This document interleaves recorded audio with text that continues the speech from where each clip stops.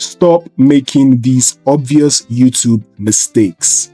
Hi guys, welcome to my channel. My name is Somba, and if you're just joining us, I am a commentary channel and I like to talk about, anything that comes to mind. And today we'll be talking about why your YouTube channel is struggling. And I just want you to know that this is no fault of your own. In fact, in this video, we are going to be addressing so many reasons that will keep you going. But for now, please like and subscribe if you find the video enlightening at the end of the video, or you can subscribe now. Now let's get into the video with no further ado. Your channel might be shadow banned. That's the first thing you need to keep in mind. Your account might be too new or too old. And YouTube doesn't like anything in the extremes. Your content might not be as fresh as you think, or the algorithm might just be hating on your account. Just kidding. I know most of what I just said sounds a little far-fetched to some of you, but as someone who has tried and failed at YouTube so many times, please believe me when I say that your channel's failure might be out of your control. But this does not necessarily mean that your success is. The first thing I want to talk about is picking a niche for your channel.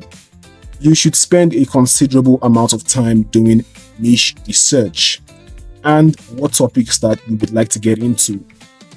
And this is the most important decision that you will ever make regarding your channel. My channel started gaining more traction when I started creating content in a niche that I loved, which is media commentary. Now, this does not have to be the same for you though. There are many amazing niches to choose from. Just make sure that whichever one you choose is one that you love and can be consistent in. Also, make sure it's a niche that's not too difficult to understand. You want to be crystal clear on your goals because this will lead to consistency and truth. You want to come off as reliable and a very credible source for your audience, and you can only do this when your content is easy to understand and replicate over time, which means you have to be really consistent. One of my old YouTube channels failed badly because I chose a bad niche. And speaking of bad niches, I would advise you to stay away from YouTube automation for now, faceless accounts, or AI content. This is because these niches are oversaturated and are just bad for business. YouTube hates low effort content and unoriginal content. You have to remember that YouTube's algorithm was originally engineered for real people. The algorithm wants to know that you are a real person. They don't want shady accounts on their platform. They do not want AI voices, and they want real human people and real human connections. So keep that in mind when choosing a niche. Just make sure your ideas are original and you should be good. Now, my next tip for you guys is to never start a channel with a fresh email.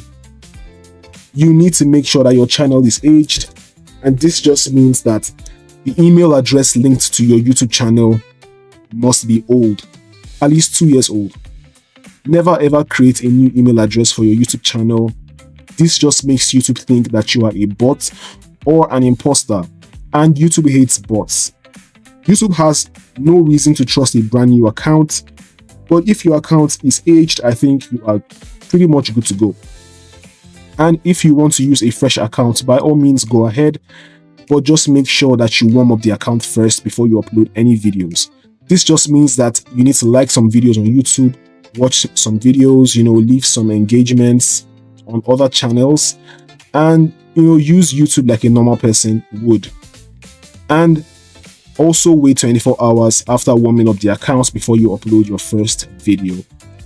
I think if you do all these things, then you should be actually good to go as well with a fresh email address. But even after doing all of this, it might take some time before YouTube starts treating your account like a real person. So it's just a lot easier and a lot better to use an aged account. This way you give yourself a higher chance to stand out.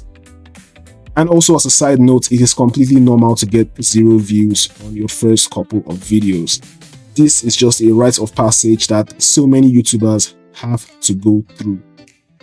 It has happened to every famous YouTuber I know today, including Speed, Mr. Beast, Kai Cenat, all these guys. There was a time that they were getting 0 views on their videos. Crazy, right? Another thing to keep in mind is that your videos might not get any traction until 2 or 3 days later. I don't know why this is the case, but some of my most popular videos on this channel started taking off after day 3. So it's just one of YouTube's many mysteries.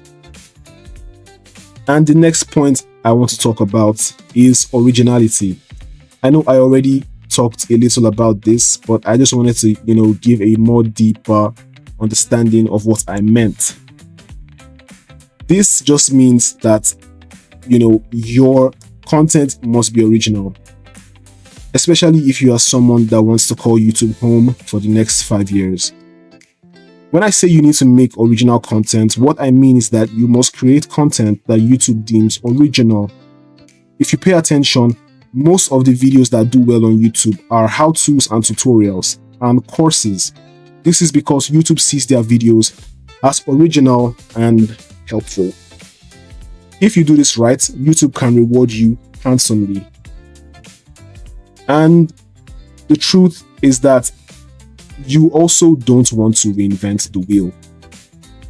You need to be doing what everybody else is doing, but doing it better. You don't have to reinvent the wheel because you're trying to be too original, because the price of too much originality could be getting 0 views.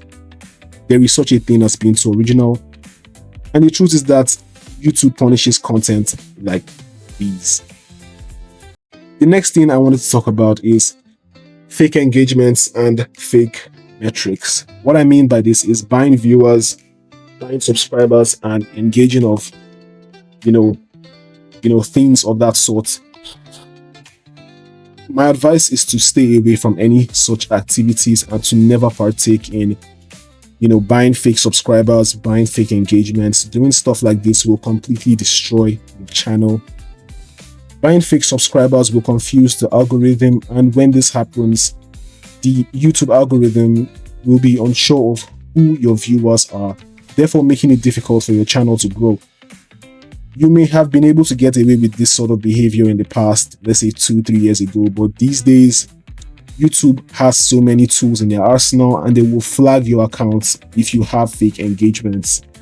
This means that even if you manage to get to a point where you can now finally apply to become a YouTube partner, moderators will still deny you access to the partner program because your account has already been flagged, and you don't want that. Another thing to avoid is sharing your channel on Reddit or Telegram.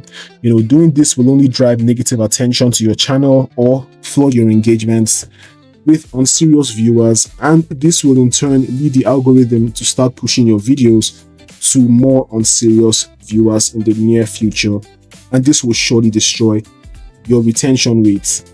If you guys don't know what retention rate is, you need to do some research. I'm not going to go into that on this video, maybe in the next video. So all in all, my honest advice is to do the work. YouTube is hard work. No matter what anybody tells you, this is hard work. If they told you that it's going to be easy, then they lied to you. The only way to make YouTube work is by doing hard work. So avoid shortcuts, because at the end of the day, shortcuts don't work, which leads to long cuts. So shortcuts are basically long cuts. I don't know if that makes any sense. On to my next point is to create, value-driven content. It also ties into originality. Beginners often make videos because they want the thrill of putting videos out there. But the fact of the matter is, YouTube is still a very value-driven place, which rewards value-driven content. Every creator must refrain from creating content for just the sake of content. This only results in self-indulgent content that nobody will relate to. And I know that creating value seems daunting, but you need to start thinking like a YouTube pro. Think about it like this. We live in a world filled with problems, and if you can create solutions for these problems, then you win. Most of the greatest YouTubers of our generation accepted this simple concept as truth across all niches. The finance guys are teaching poor people how to get rich. The how-to guys are creating courses and educating the masses.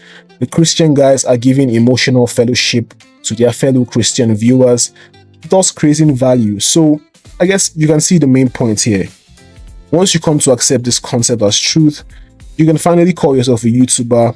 Always remember that value-driven content will always outperform random, worthless content. Another helpful tip for you guys is to invest in your audio quality.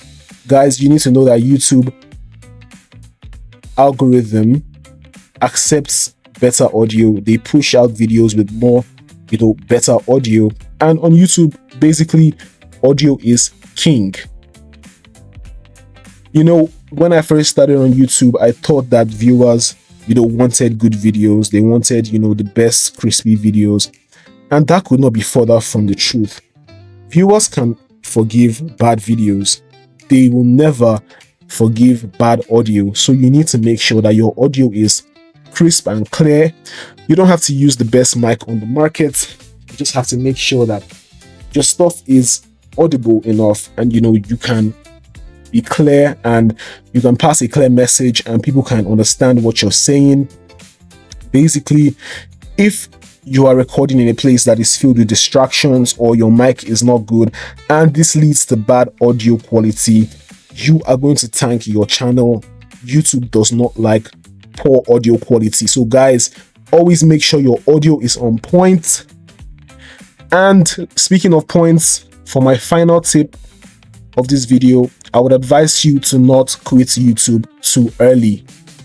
The most common mistake I see newbies make when it comes to YouTube is they upload 10 videos and when those videos flop, they say, oh, YouTube is a scam, YouTube doesn't work. And guys, this is so unfortunate because the truth is YouTube experiences a massive data lag. This just means that you will need to upload a maximum of 100 videos because YouTube needs much data before they know who your audience is. So you need to at least upload 100 videos. That is 100 videos before the YouTube algorithm can push your content out to people that actually need your content. So guys, don't ever give up on YouTube too early. Always keep it going because your next video might be the one to take you out of the trenches. Many successful channels posted for a year to crickets before their channels exploded. So guys, you need to keep feeding the algorithm data in order for it to understand your channel. And if you give up on YouTube, you can be rest assured that YouTube will also give up on you. So guys, with all that being said, I hope this video gave you the hope, the drive to keep pushing forward. I just want to leave you guys with some final words. YouTube is like anything you do in this life. It's no different from sports, academics, or music. If you put in honest effort, trust me, you will be rewarded. But if you horse around, you will be punished and you will fail. My advice to you is to keep putting in honest work, keep creating value. One day, you will be rewarded and all your efforts will be crowned. And your efforts will not go to waste. Trust me, guys. Work hard and play harder. So go out there and kick some ass. If you enjoyed this video, please give a like, please give a thumbs up, please share, please subscribe. Until next time, guys, my name is Samba. Be safe.